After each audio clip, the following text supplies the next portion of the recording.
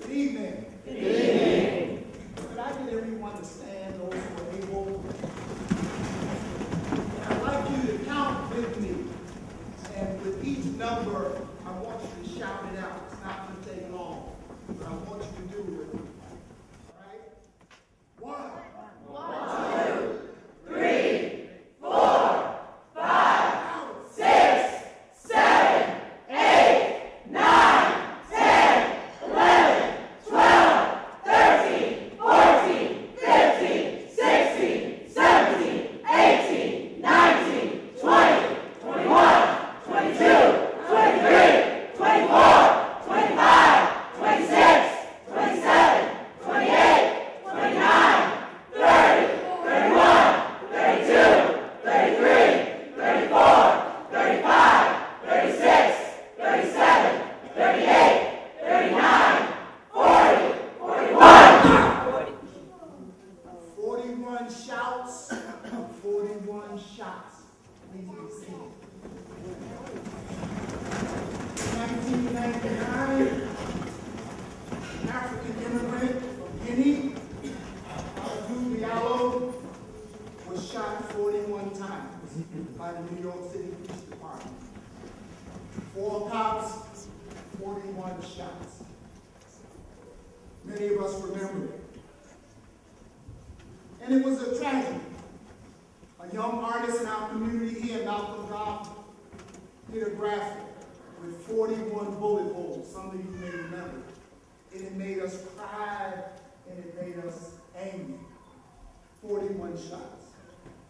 It was a tragedy that the griots and the Jalis of the Fulani people in his home country couldn't tell him the safety mantra.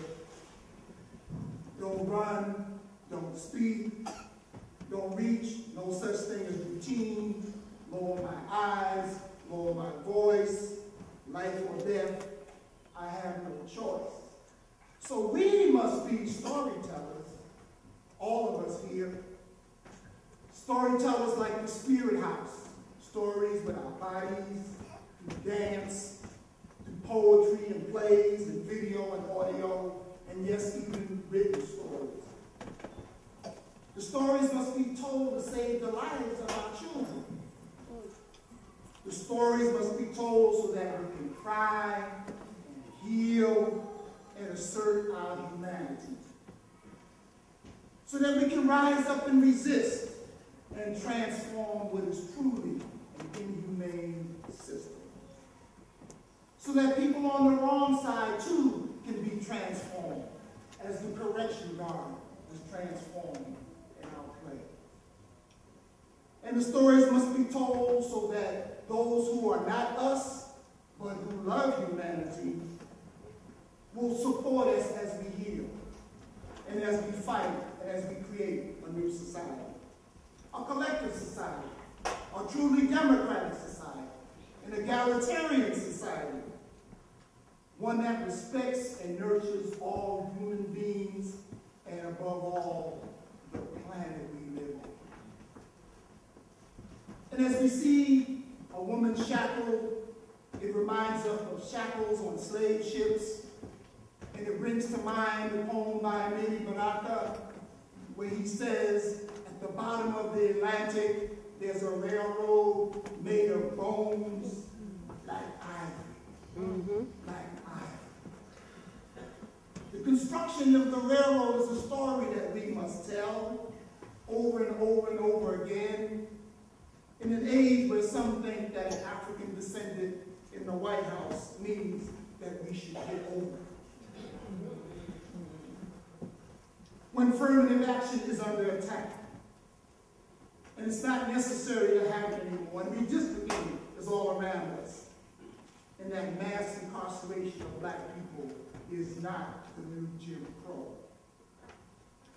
White supremacy and capitalism not only kills or imprisons the unsuspecting and unprepared youth that we love, but it kills and imprisons those who determine they will not let our people continue to live in poverty, and degradation, and to suffer national oppression and racism.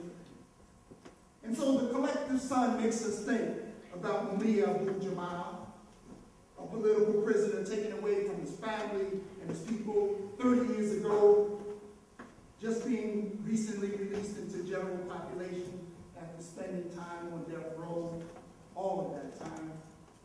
And another father and freedom fighter, Seth Hayes, a former Black Panther, who has been behind the walls for 40 years, 15 years more than his sentence called for. These stories must be told to everyone who will listen, and some of our energies must be given to bringing them and the other political prisoners home. And even those who are not political prisoners, we have to bring them home. We need your energy. And as I go to my seat, I want to say how humble I am to be able to share this very emotional and powerful moment with you. And to ponder who among us will name their child in the future Amadou, or Asata, or Seth, or anyone else's name that helps us to tell their story. Ashe.